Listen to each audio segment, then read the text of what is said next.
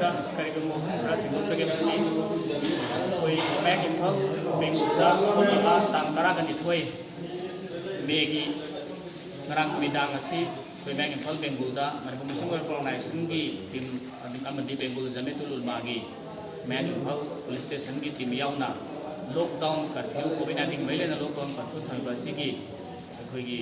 ꯚꯥꯏꯑꯣꯂꯦꯇꯔꯁꯤꯡ ꯑꯩꯈꯣꯏ ꯉꯥꯛ ꯁꯦꯟꯅꯅꯕꯒꯤꯗꯃꯛꯇ ꯆꯠꯈꯤꯕ ꯗ꯭ꯔꯥꯏꯕ ꯑꯗꯨꯒꯤ ꯈꯨꯗꯣꯡꯆꯥꯕ ꯂꯧꯔꯒ MMWOꯒꯤ ꯄ꯭ꯔꯁꯤꯗꯦꯟꯠ ꯑꯣꯏꯕꯤꯔꯤꯕ GOVT ꯁꯍꯥꯅ ꯏꯃꯨꯡꯗ ꯂꯩꯔꯤꯕ ꯑꯩꯈꯣꯏꯒꯤ ꯊꯣꯡ ꯂꯣꯟꯁꯜꯂꯒ ꯏꯃꯨꯡꯗ ꯂꯩꯈ꯭ꯔꯕ ꯑꯗꯨꯒꯨꯝꯕ ꯃꯣꯂꯥꯅ ꯑꯃꯕꯨ ꯀꯧꯊꯣꯛꯑꯒ ꯃꯄꯥꯎꯗ ꯆꯤꯡꯊꯣꯛꯑꯒ ꯌꯥꯝꯅ ꯃꯤꯅꯨꯡꯁꯤ ꯍꯩꯇꯅ ꯐꯨꯕ ꯏꯁꯂꯥꯃꯤꯛ ꯁ꯭ꯀꯣꯂꯔ ꯑꯃꯁꯨꯡ ꯃꯥꯅ ꯐꯦꯁꯕꯨꯛ ꯂꯥꯏꯚ ꯊꯥꯔꯤꯕ ꯑꯗꯨꯒꯤ ꯃꯅꯨꯡꯗ ꯕꯦꯡꯒꯂꯨꯔꯨꯒꯤ ꯄ꯭ꯔꯖꯥ ꯁꯦꯛꯁꯟ ꯈꯨꯗꯤꯡꯃꯛꯁꯤꯕꯨ ꯌꯥꯝꯅ ꯇꯨꯃꯤꯠ ꯀꯥꯎꯖꯦꯡꯒꯨꯝꯅ ꯊꯥꯔ ꯀ꯭ꯂꯥꯁ ꯇꯧꯅ ꯑꯃꯗꯤ ꯂꯣꯛꯗꯥꯎꯟ ꯀꯔꯐ꯭ꯌꯨꯁꯤ ꯄꯨꯔꯥ ꯚꯥꯏꯑꯣꯂꯦꯇꯔ ꯇꯧꯕ ꯑꯃꯗꯧꯅ ꯎꯍꯟꯕ ꯂꯦꯡꯒ꯭ꯋꯦꯖ ꯋꯥꯍꯩ ꯋꯥꯇꯥ ꯀꯌꯥ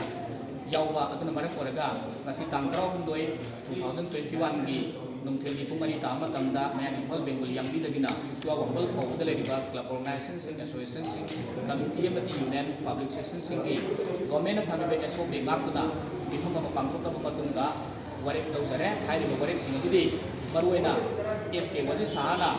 इमुंग मौलाना कौथोक्तुना यामना मिनुंसी हैतना फुजैगिबा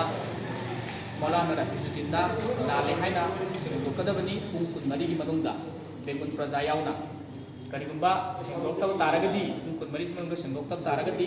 बेंगुल की प्रजा सेक्शन सिंग अमदि क्लब ऑर्गेनाइजेशन सिंग एसोसिएशन सिंगना MMWO की थरम अमा फावबा मैं इम्फाल बेंगुलदा तौबा याहनना बोयकॉट तौसले हाइना कोई हिंजरे इरोदना थोदोकसिदा हथेंगना कोई ट्राइब अदुदा यावबा बेंगुल जमेतुल उलमाना हाइरिबा थोदोकसि असेंबा लंगला लंजिन अदुगी अचुंबा रिपोर्टिंग अदुसु मियाम पुनमक्ता मयेक सेंगना हंगनगदबनी हाइबा वफम असि कोई नसी पुल्लिबा कमिटी सिगी वारेप ओइना मियाम थमजरी थैंक यू